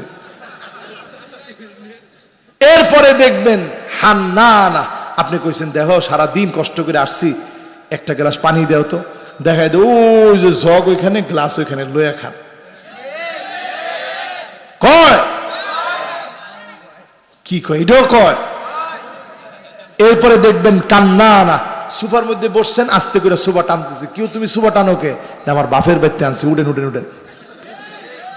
যৌতুক নিছেন, এটার মধ্যে বরকত নাই, ঠিক কিনা বলেন?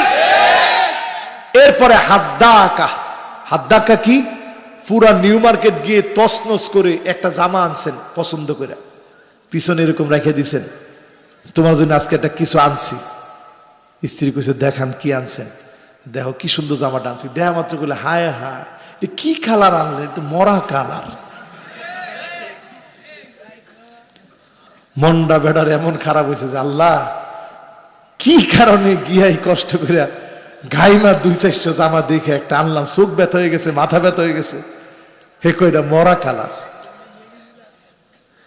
এরপরে দেখবেন সাদ্দাকা, এমন সব মহিলা বের হবে কথায় কথায় স্বামীর সঙ্গে তর্ক করবে। এরপরে দেখবেন এমন মহিলা বের হবে বাররাকা, যারা শুধু তর্কই করবে না, স্বামীর গায়ে হাত তুলতে দেরি করবে না। এমন মহিলা এখন আছে না নাই? তাহলে বোঝা যায় সমাজটা ভালোর দিকে যাচ্ছে। তা আমরা উভয়ে খারাপ হয়ে গেছি, স্বামী যেরকম স্ত্রী ওই রকম।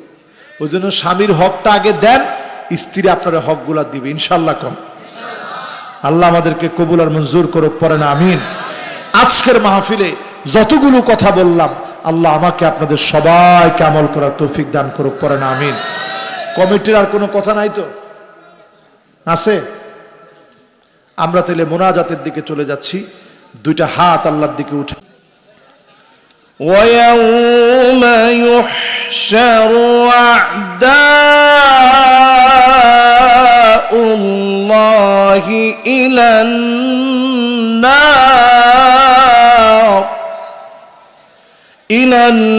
النَّارِ فَهُمْ يُوزَعُونَ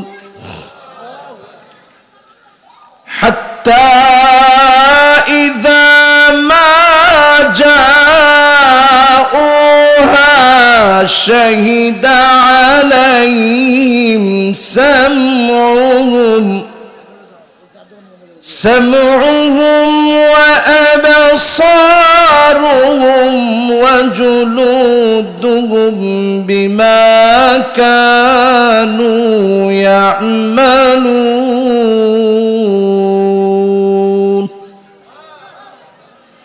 وقالوا لجلودهم لم شهدتم علينا قالوا أنطقنا الله الذي أنطق كل شيء وهو خلقكم أول مرة وإليه ترجعون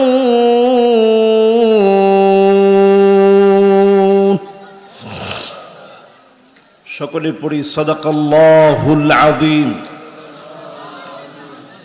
ওয়া সাদাকা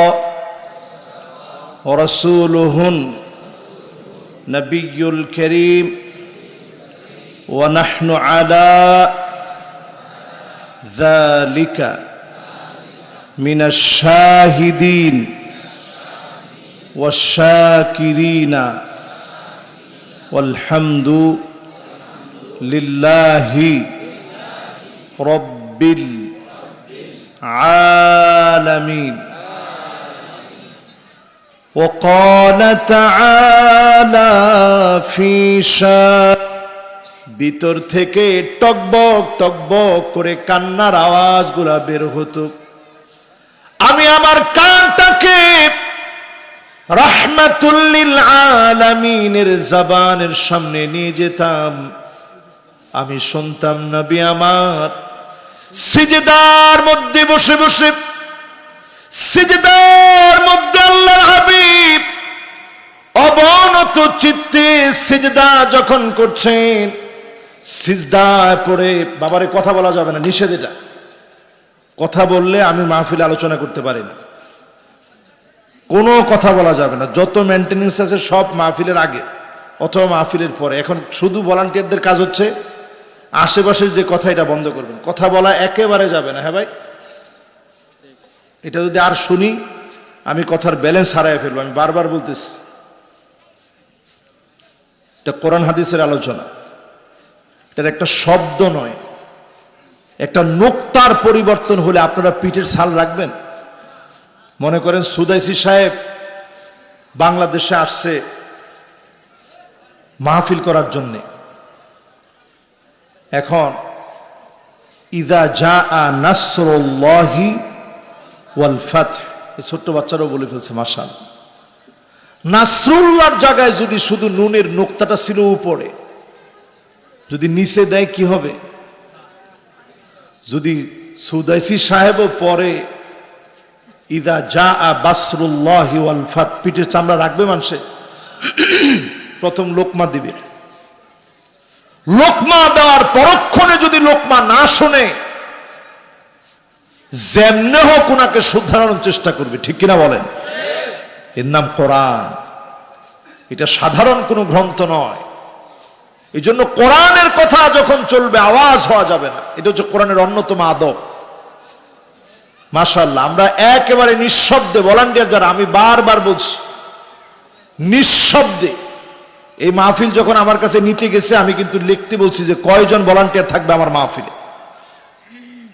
এটা আমাকে প্রোটেকশন দেওয়ার জন্য না, আমার কোনো প্রোটেকশন লাগে না আলহামদুলিল্লাহ, কিন্তু মাহফিলের এই মেনটেনের জন্য ভলান্টিয়ার লাগবে। এখানে কিন্তু আমাদের মোহতামিম সাহেব সহ এই মসজিদের সভাপতি যিনি গিয়েছেন, তিনি লিখে দিয়ে আসছেন যে হুজুর এতজন ভলান্টিয়ার আমাদের এখানে থাকবে।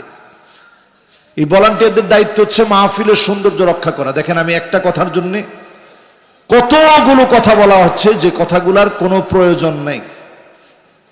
আর ইনশাল্লাহ কোনো কথা হবে না তো? ইনশাল্লাহ জোরে একটু তাকবীর দিয়ে বলি আল্লাহু আকবার। আবার বলি আল্লাহু আকবার। আবার বলি আল্লাহু আকবার। মাশাআল্লাহ, সুন্দর একটা পরিবেশ এখন আছে। এটা যেন আল্লাহ একটু বিরাজমান রাখে, পরে না আমিন। বলছিলাম আল্লাহর হাবিব কাঁদতে থাকতেন, আজিজুন কাজিজিল মিরজাল, ফুটন্ত পানিগুলা যেভাবে টকবক টকবক করে ফোটে, নবী আমার এইভাবে করে কাঁদতেন, টকবক টকবক করে আওয়াজ হতো। আম্মা জান বলেন, আমি আমার কানটাকে হুজুরের জবানের সামনে নিয়ে যেতাম, আমি শুনতাম আল্লাহর হাবিব সিজদার মধ্যে পড়ে পড়ে বারবার আল্লাহর কাছে দোয়া করতেছে, আল্লাহুম্মা উম্মতি, আল্লাহুম্মা উম্মতি, ও আল্লাহ আমার উম্মত, আমার উম্মত। নবী বারবার আমার উম্মত বলে দোয়া করেছেন। জীবনে কোনদিন নবী আমাকে আপনাকে দেখেন নাই। ওয়াদিতু লাউ রাআইনা ইখওয়ানানা,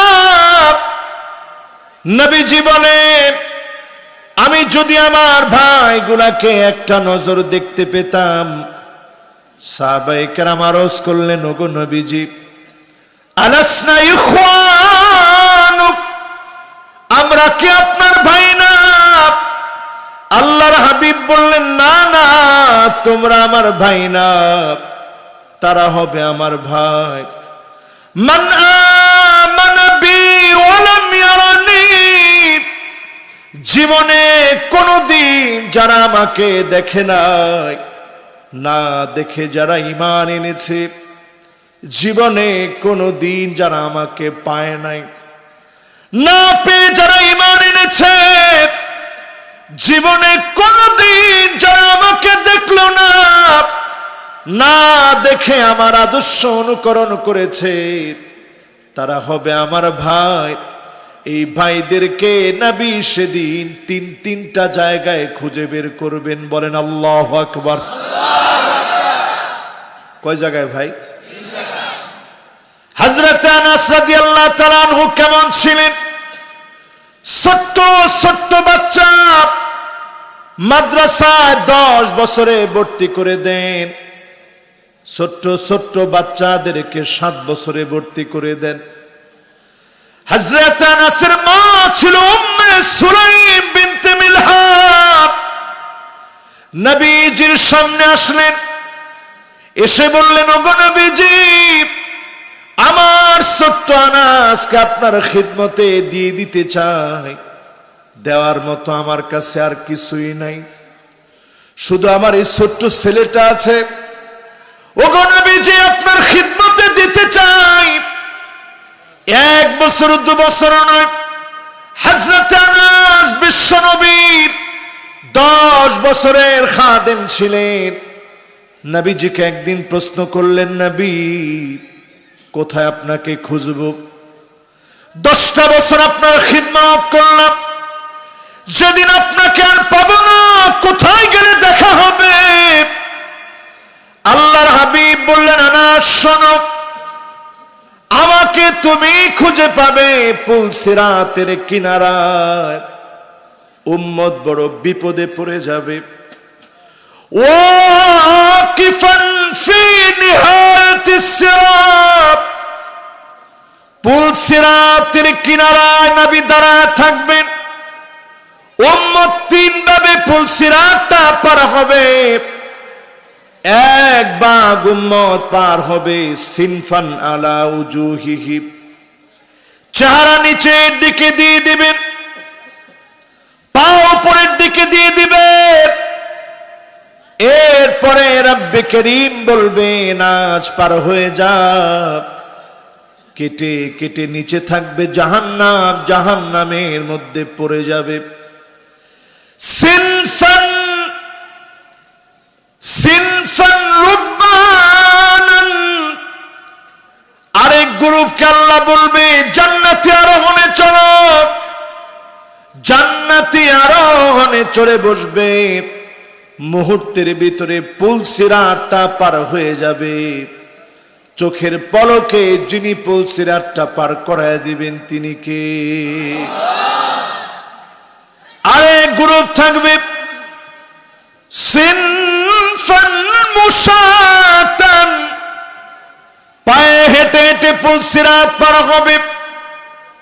হেঁটে হেঁটে পার হতে গিয়ে কতজন কেটে জাহান্নামে পড়ে যাবে। সেই জায়গায় আল্লাহর হাবিব আমার আপনার জন্য দাঁড়ায় থাকবে, আর আল্লাহর কাছে বলবে, ইয়া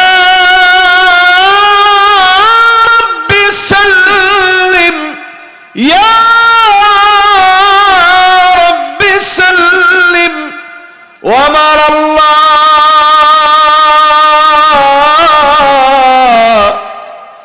দয়া করে একটু শান্তি দান করে দেন, মায়া করে একটু শান্তি দান করে দেন, উম্মতদেরকে একটু মাফ করে দেন।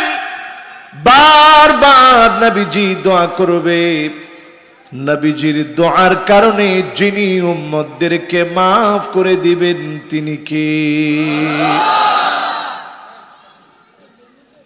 এরপরে আমার ভাইরা, আমার বন্ধুরা, হযরত আনাস বললেন, ওগো নবীজি কোটি কোটি মানুষ হবে। এই কোটি কোটি মানুষের ভিতরে আমি নবী, বাবারে কথা বললে আমি ওয়াজ করতে পারি না, আমি কেমনে বুঝাবো?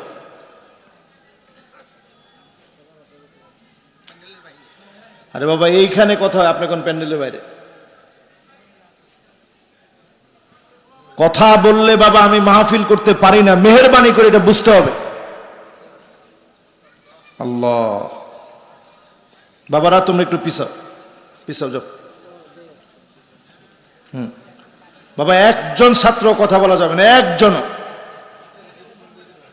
আর তোমাদের দায়িত্ব কি?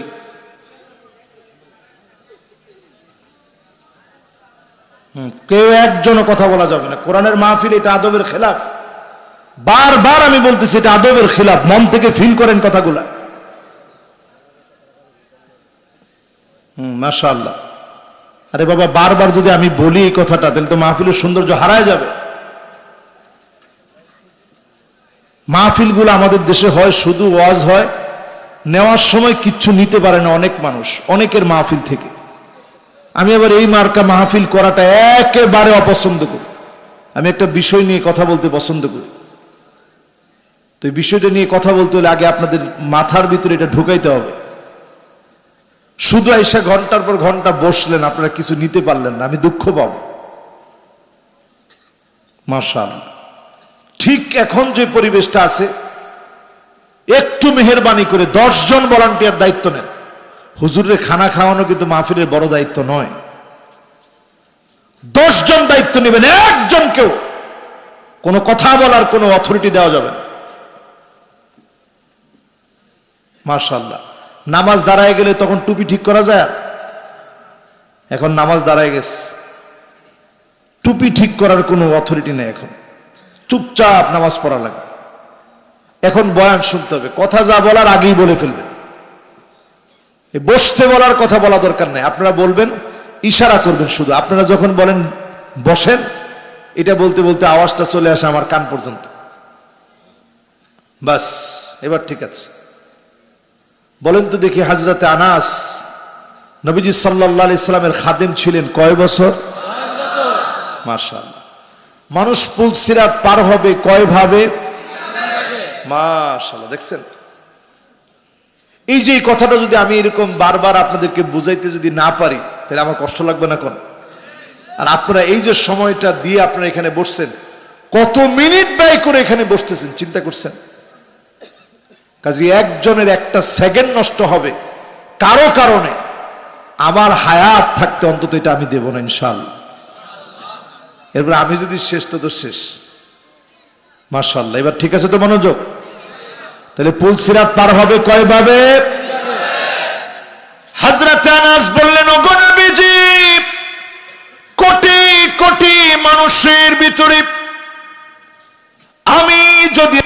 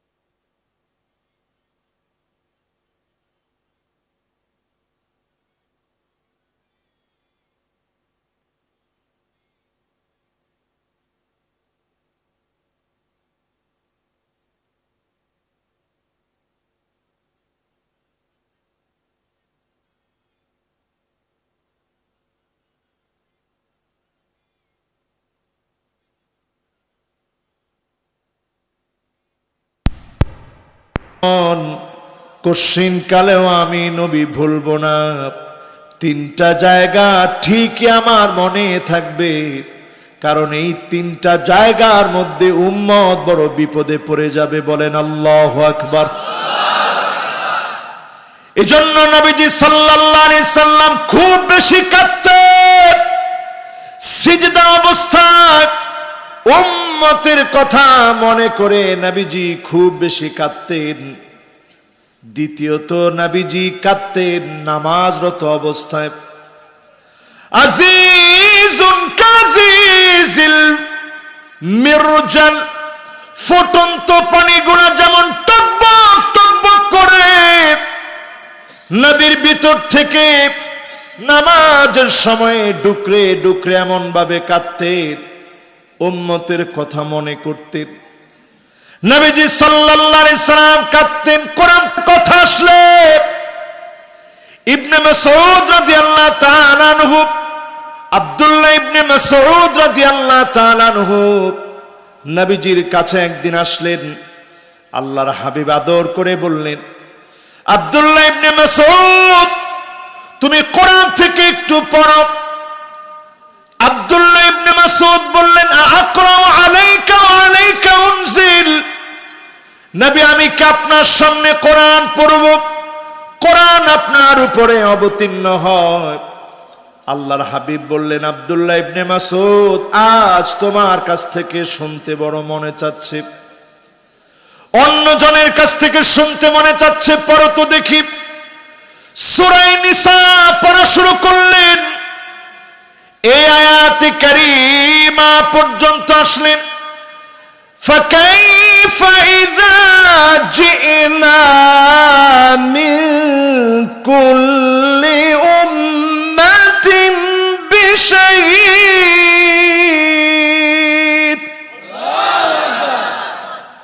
وجئنا بك على هؤلاء شهيدا। এই আয়াতে কারীমা পর্যন্ত যখন তেলাওয়াত করলেন, ইবনে মাসউদ বলছেন, আমি নবীজির মুবারক চোখের দিকে তাকায় দেখতেছি ঝরঝর করে মুবারক চোখ থেকে পানিগুলো ঝরে ঝরে পড়ছে। বলেন আল্লাহু আকবার। এই আয়াতের অনুবাদ কি? সেদিন নবীদেরকে আল্লাহ ডাকবে উম্মতের খবর নেওয়ার জন্য, নবীদেরকে আল্লাহ হাজির করবেন। ও নবীরা উম্মতের খবর দেন। আল্লাহ পাক বলছেন সেদিন আপনাকে উম্মতের খবর দেওয়া লাগবে। ওয়াজিনা বিকা আলা হাউলাই শাহীদা। আর সেদিন তোমাকে জিজ্ঞাসা করা হবে তোমার উম্মতের ব্যাপারে, আপনার উম্মতের ব্যাপারে নবী আপনাকে জিজ্ঞাসা করা হবে।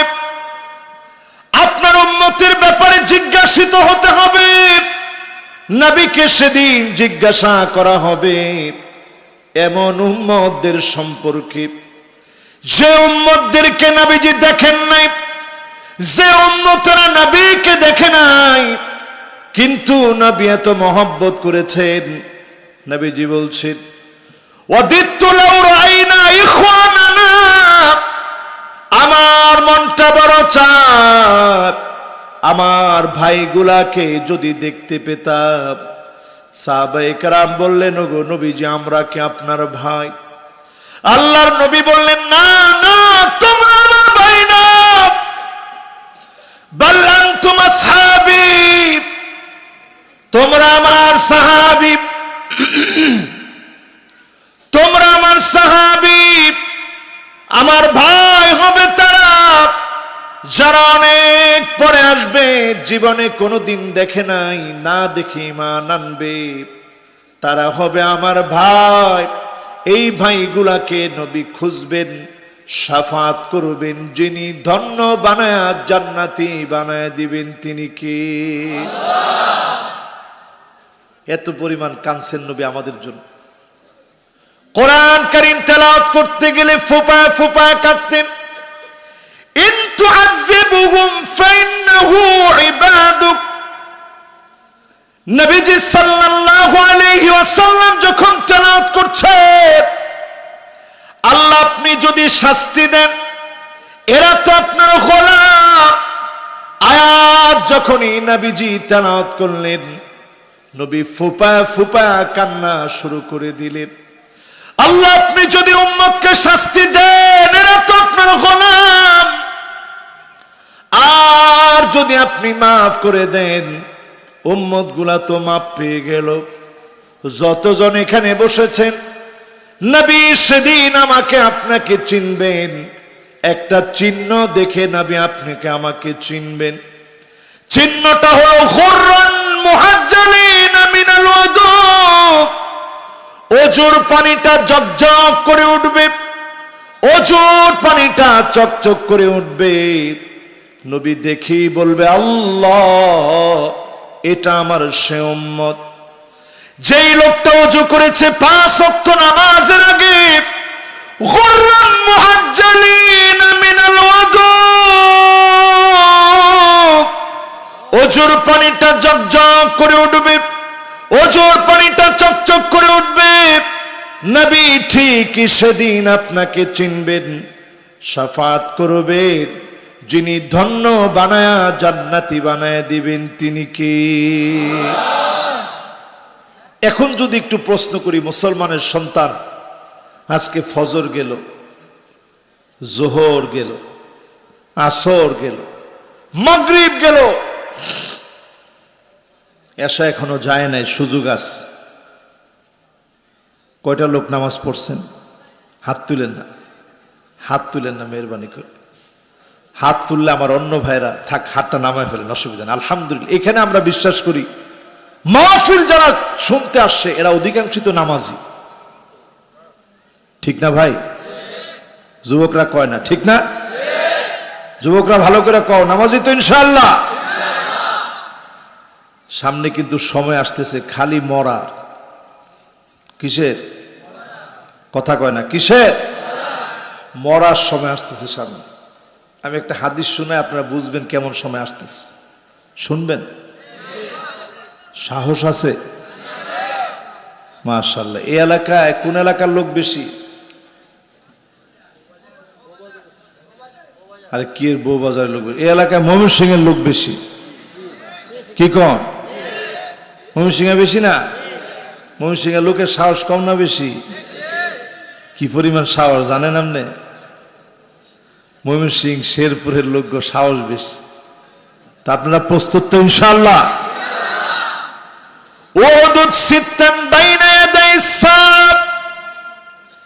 আল্লাহ নবী বললেন কিয়ামতের আগে 6টা বিষয় যখন দেখে ফেলবা প্রস্তুতি নিয়ে নিবা। এই হাদিসটা বলতে গেলে আমার মনটা ধুমড়ে মুচড়ে যায়। 6টা বিষয় দেখলে আর অপেক্ষা করবা না, প্রস্তুতি নিয়ে ফেলবা। 1 নম্বরে মওতি। নবী বলেন আমি যেদিন থাকবো না রে উম্মত, একের পর এক আযাব আসবে, প্রস্তুতি নিয়ে নিও, বুঝে নিও, আযাবের পর আযাব আসবে। আজকে যখন আযাব আসে মনে হয় আরে এত নাফরমানি করার পরেও আল্লাহ আযাব দিয়ে আমাদের কাছ থেকে উঠায় নেন। করোনার মতো ভয়াবহ আযাব এসেছিল, আল্লাহ ঠিকই উঠায় নিয়েছেন আমার দেশ থেকে। সুশীল সমাজের লোকেরা বলেছিল এই করোনায় বাংলাদেশের হাজার হাজার লাখো লাখো মানুষ মারা যাবে, লাশ রাস্তায় পড়ে থাকবে, পচবে, গলবে, ধরার লোক পাওয়া যাবে না। আমার পার্শ্ববর্তী দেশ ভারতে লাশ পড়েছিল, ধরার লোক নাই, চিতায় জ্বালানোর মতো কাঠ নাই, লাশ পানির মধ্যে ভাসিয়ে দেওয়া হয়েছে। লন্ডনে লাশ অ্যাম্বুলেন্সের মধ্যে পড়েছিল, আমেরিকাতে অ্যাম্বুলেন্সে লাশ পড়ে আছে, দাফন করার মতো অবস্থা নাই। সেখানে আমার দেশে কিছুই নাই, শুধু দয়া করে যিনি আমাদেরকে মাফ করেছেন তিনি কে? কিন্তু এমন মানুষ আমরা বলেছি করোনাকে আমরা মোকাবেলা করেছি। কি দিয়ে মোকাবেলা করছেন? কি দিয়ে মোকাবেলা করলেন? যদি বলতেন ঈমান দিয়ে মুসলমানরা করোনাকে মোকাবেলা করেছে তাও আপত্তি ছিল না, ঠিক কিনা বলেন? করোনা মোকাবেলা করা যায় না, এই জন্য আসতেছে দুর্ভিক্ষ। করোনা যার হয়েছে সে টের পেয়েছে, কিন্তু দুর্ভিক্ষ যার হবে সে টের পাবে এমন না। ছোট্ট বাচ্চা পর্যন্ত টের পাবে, বাবা জীব জন্তু টের পাবে, দুধের শিশু চিৎকার করবে, খাদ্যের অভাবে খাবার দিতে পারবেন না, বাবা মায়ের বুক ফেটে যাবে সন্তানের দুঃখে। দুর্ভিক্ষটা এতটা ভয়াবহ, দুর্ভিক্ষ আসার আগে বেশ কয়েকটা আযাব আসবে পৃথিবীর উপরে। দুর্ভিক্ষ তো এমনি শুরু হবে না, দুর্ভিক্ষ আসবে। 2 বছর করোনা ছিল, মানুষ সোজা হয় নাই। দুর্ভিক্ষ 2 বছর না, বছরের পর বছর চলবে, সারা পৃথিবী তটস্থ হবে, সেজদা অবনত হতে বাধ্য হবে, ঠিক কিনা বলেন? তো ঠিক হয়ে যাবেন তো ইনশাআল্লাহ? কোন ঠিক হবেন তো ইনশাআল্লাহ? তাইলে দুর্ভিক্ষ আর কিচ্ছু আসবে না ইনশাআল্লাহ। কোন আমরা ভালো তো আযাব নাই, আল্লাহ আমগরে আজাদ দিতে চায় না। এই দেখেন কিছুদিন আগেও আমার দেশে 1 বছর আগে একটা ভূমিকম্প হয়েছিল। কখন? মুরব্বীরা কন? 1 বছর আগে আমার দেশে একটা ভূমিকম্প হয়েছিল। কখন? ভোর রাইতে। হ্যাঁ, কোন সময়? চিন্তা করেন কি অবস্থা আমাদের। ফজরের নামাজের সময়। এই মসজিদের ইমাম সাহেব কই? হ্যাঁ, এবার ঠিক আছে। ইমাম সাহেব, হুজুর ভূমিকম্প হয়েছিল না গত বছর? ফজরের নামাজ চলাকালীন, অনেক জায়গায় হয়তো নামাজ শেষ হয়ে গেছে, ঠিক ফজরের নামাজের যখন তিলাওয়াত চলতেছে তখন ভূমিকম্পটা হচ্ছিল। আমার এটা খুব মনে আছে এই জন্য, কারণ আমি তখন পাবনা থেকে আসছিলাম। এসে ফজরের নামাজে যখন দাঁড়াইছি দেখি সারাটা শরীর কাঁপতেছে। তো আমি ভাবলাম যে তো মাহফিল করে আসছি, রাত জেগেছি, এই জন্য মনে হয় শরীরটা খারাপ লাগতেছে, সেই থেকে মনে হয় শরীরটা কাঁপতেছে। নামাজের যখন সালাম ফিরানো হলো সবাই একযোগে বলতেছে বড় একটা ভূমিকম্প হয়ে গেছে। আমি চিন্তা করলাম, আল্লাহ, এই ভূমিকম্পের মধ্যে যদি আপনি শেষ করে দিতেন আমার এই নগরী ঢাকা সিটির লক্ষ লক্ষ মানুষ মাটির নিচে চাপা পড়ে থাকতো, উঠানোরও কেউ থাকতো না। ঠিক কিনা বলে? ফেসবুক স্ট্যাটাস দিয়েছে অনেকেই, আলহামদুলিল্লাহ ভূমিকম্প হইতে গেছিল, আল্লাহ আমাদেরকে বাঁচায় দিছে, কিন্তু জোহরের নামাজটা পড়ে নাই। এরকম মুসলমান আছে না নাই? কিরকম মুসলমান চিন্তা কর। ও আমার ভাইয়েরা, এই জন্য 1 নাম্বার প্রস্তুতি নিতে হবে।